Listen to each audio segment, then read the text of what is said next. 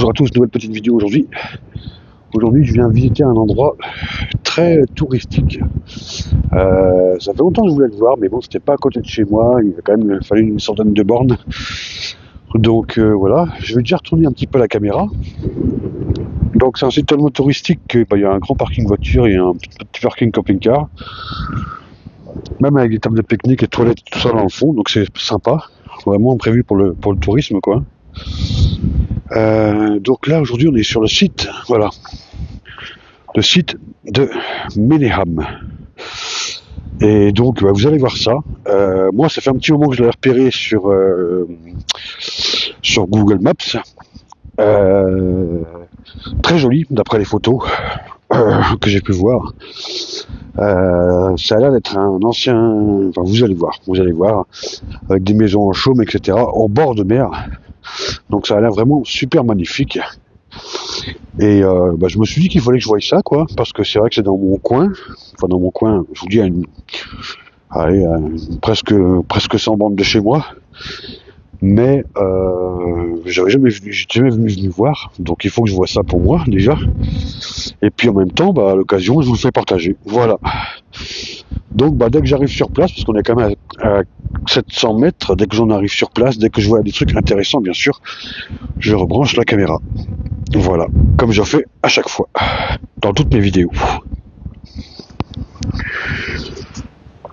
Alors là, on commence à arriver, déjà rien que là, on dirait comme un petit village perdu, oublié, en bord de côte. Parce qu'on est vraiment au bord de la côte, hein. Là, c'est vrai que vous ne le voyez pas encore avec les petites dunes de terre, mais juste derrière les dunes de terre, là, que vous voyez en haut. Là, c'est la mer, hein. Là, c'est déjà magnifique. On a l'impression, là-bas, on voit une maison avec un toit en chaume, mais il y a une espèce de... On a l'impression un peu l'espèce de menhir d'Obélix qui est devant, là-bas. C'est déjà... Waouh!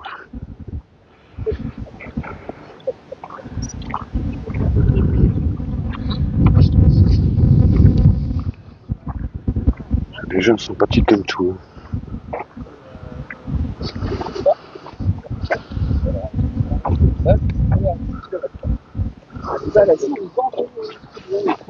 Et mon pote, Julie, il me dit pas ça, c'est comment ça.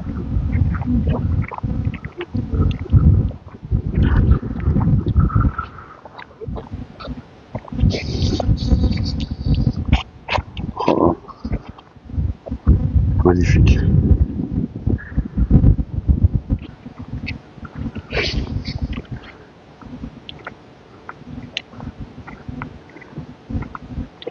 C'est juste magnifique. Il y a un petit musée, on va aller voir le musée aussi, tiens.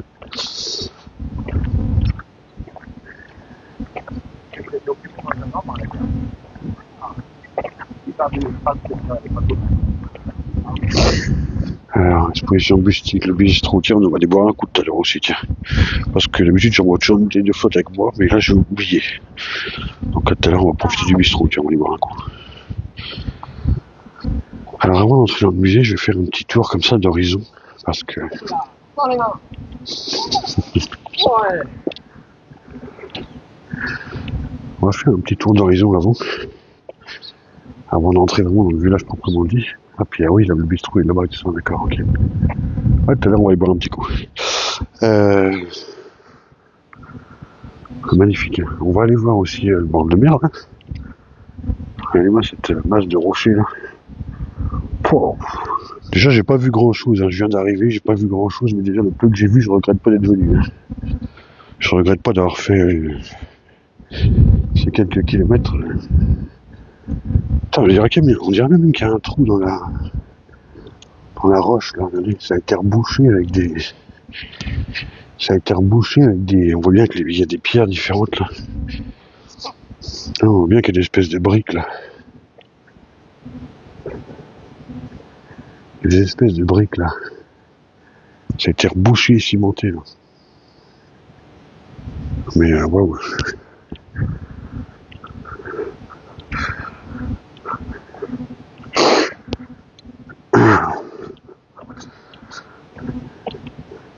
Bon, je vais peut-être pas tout mettre, hein, parce que... Et au bord de côte déjà.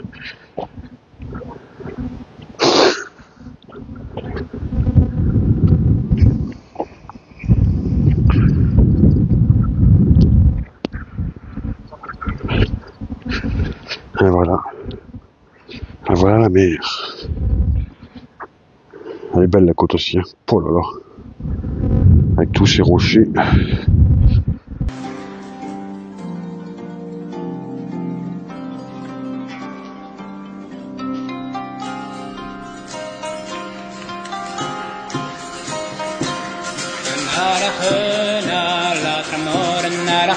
On voit tout, mais alors je voulais juste voir un petit peu le bord de côte quand même, comment il était. Et avant de rentrer vraiment dans le vif du sujet, j'allais dire, ou du village, ou en tout cas du site de Ménéam. Franchement, magnifique. Magnifique, et ça fait du bien sur ce genre de congé, hein, vraiment de profiter, de voir des lieux comme ça, plutôt que de rester enfermé à la maison entre quatre murs. Hein. Ah, j'avais pas vu ça. J'étais dans l'autre sens tout à l'heure, hein, pour venir voir le bord de côte. Donc cette petite maison était dos à moi. Mais là, du coup, en repartant au village, j'avais pas vu ça. C'est magnifique aussi. Alors, je sais pas si c'était une petite maison, une petite chapelle, je sais pas. Je ne sais pas, mais c'est magnifique comme tout. Regardez-moi ce paysage. Pff. Et je vous dis, moi, je suis breton, ça fait des années que je suis en Bretagne, comme quoi qu'on n'a jamais tout vu en Bretagne. Une centaine de kilomètres de chez moi, il y avait ça. Je n'ai jamais vu, j'avais jamais vu. Comme quoi. Hein. Ah, donc on revient dans le petit village. J'ai vu qu'il y avait un petit musée, je vais essayer de filmer dans le musée, je suis pas sûr dans le droit. Je vais essayer, on verra bien.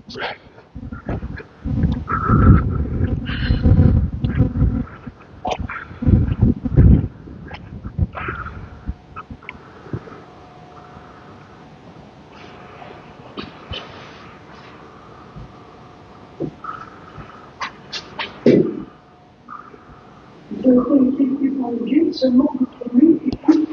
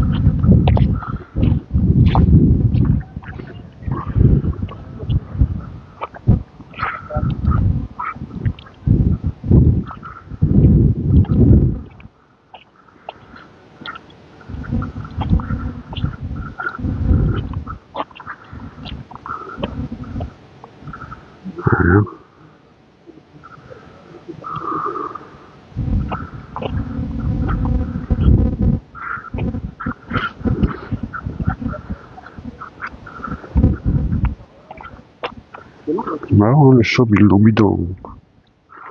Ils ont mis une espèce de filet autour du chaume. Pour pas qu'avec le vent, ça se décolle, sans doute.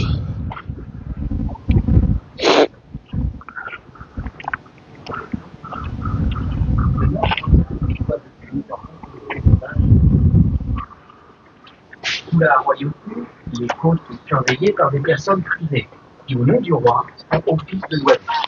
Ils en profitent souvent pour s'enrichir sur le dos de la population qui ne les apprécie pas. En 1791, tout cela prend fin avec la Révolution française. Le service est nationalisé et la douane créée.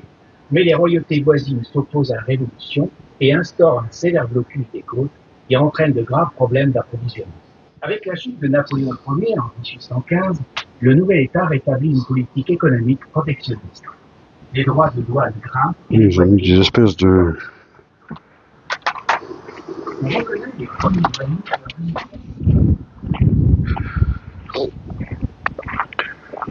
Alors en fait, les portes que vous voyez là, toutes les portes là, je suis rentré, c'est des petites boutiques d'artisans. Voilà, donc j'ai pas filmé l'intérieur par respect pour les artisans. Donc voilà, c'est des petits artisans qui créent des petits bijoux, des petits trucs, voilà, et qui vendent ça. Donc il y a des petites boutiques, voilà, petites boutiques d'artisans. Donc j'ai pas filmé l'intérieur encore une fois par respect pour eux, pour les artisans, pour respecter leur travail, pour voilà. Parce que je me dis aussi que si tous les touristes qui veulent visiter cet endroit voient ma vidéo et voyaient un petit peu les boutiques d'artisans, bah, peut-être qu'ils n'auraient pas forcément envie d'y rentrer. Donc voilà. Donc voilà, par respect. Mais c'est sympa, c'est plein de petites boutiques, c'est sympa. Voilà.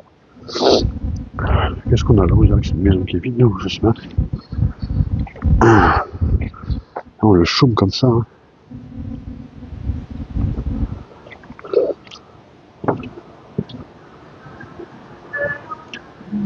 Ah bah c'est encore une expo, on voit plus mieux ici. Avec le soleil, il y a deux projecteurs en fait. Il y a deux vidéoprojecteurs, mais avec le soleil, on voit que un. On voit pas l'autre.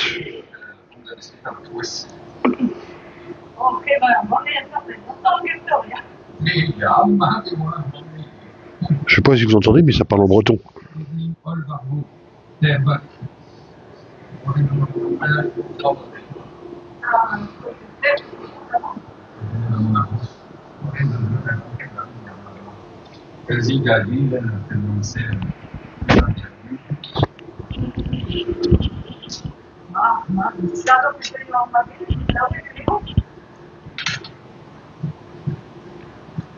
C'est vraiment sympa toutes les petites projections qu'ils mettent comme ça, même si bon bah, parfois il y en a qui marchent pas trop avec la lumière du soleil, mais ça c'est pareil, regardez-moi un peu, c'est magnifique.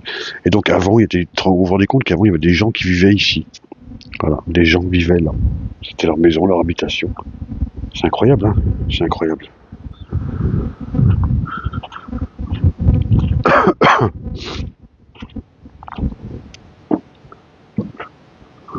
Qu'est-ce qu'il y a ici? Des vauriens.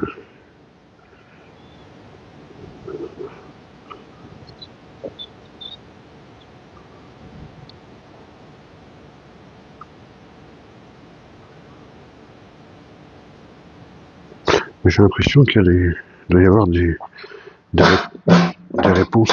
Ah non. Ah oui, si. Ah vache. Le propriétaire de Ménéam refusait de réparer les maisons de ses locataires. Ces derniers ont voulu les acheter, mais sans succès. Le propriétaire déclarant « Si je vends, je m'appauvris ». Ainsi, la notion de pauvreté était, pour beaucoup, liée au fait de ne pas être propriétaire. Voyons, et c'était en quelle année, ça? Donc, à une certaine époque, si tu n'étais pas propriétaire, ça veut dire que tu étais signe de pauvreté, quoi.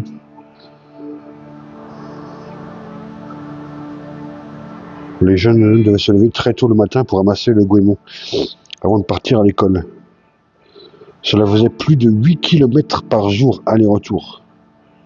Donc à peu près 4 km aller, 4 km retour. Eh ben...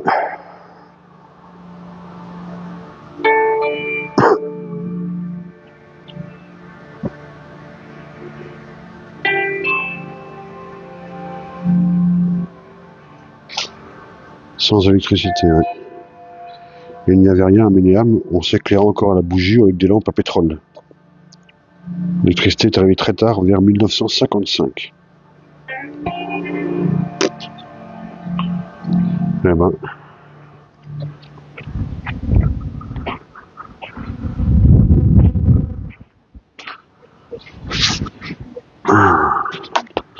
Ah bah là, il n'y a rien. Ah, l'écran est pas assis. Ah, ou alors il doit y avoir un détecteur dès que tu rentres, ça s'allume. Naufrageurs ou pilleurs d'épaves? Sur les terres sauvages de la côte des légendes, voilà une question qui soulève bien des débats, et ce depuis plus de 3 siècles maintenant. Tout débute à la fin du XVIIe siècle, lorsque l'État commence à vouloir contrôler le littoral et s'arroger à lui seul le droit de propriété sur les objets venus de la mer. Pour cela, chose incroyable, il contribue à forger le mythe des naufrageurs. Il prétend alors que les hommes de la côte ont échoué volontairement les bateaux pour les piller. Alors avant d'aller par là, je vais aller vers là-bas, dans le bistrot, quoi.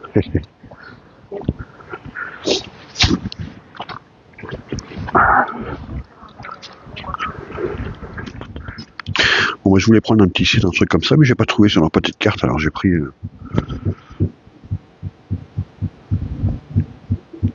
voilà, un Brescola, le Coca-Cola breton.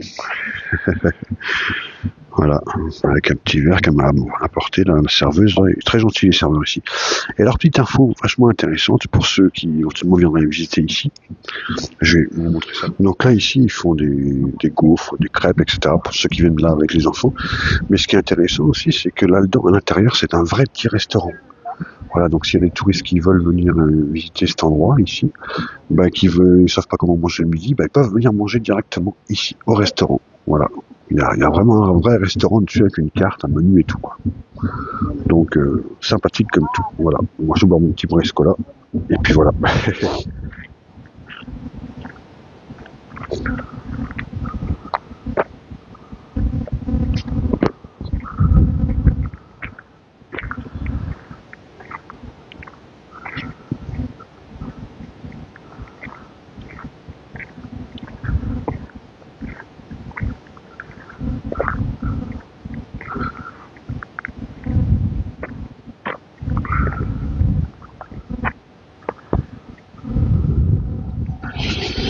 C'est vraiment magnifique.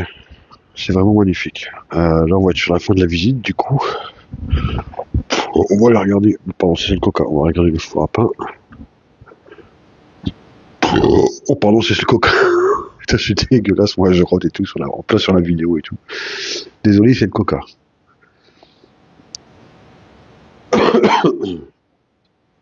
Bah, dis donc. C'est bien d'avoir laissé les meubles et tout, vraiment qu'on puisse s'imaginer un peu à l'époque, avec le plateau et tout pour le pain et tout.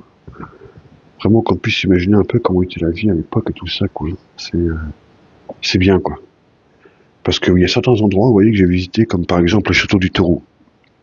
Bon, le château du Terreau, ça ressemble un peu à Fort Boyard, c'est bien, on a quelques guides qui donnent des explications, mais à l'intérieur, c'est complètement vide. Complètement. Il y a rien. Mais alors vraiment rien du tout, on peut pas s'imaginer comment était la vie à l'époque, etc. Tandis que là, là c'est bien, quoi. Voilà, on s'imagine un peu, voilà, le plan de travail, la table sur laquelle il travaillait le boulanger, le chariot avec lequel on mettait le pain, etc. L'évier et tout. Voilà, là on peut s'imaginer un petit peu.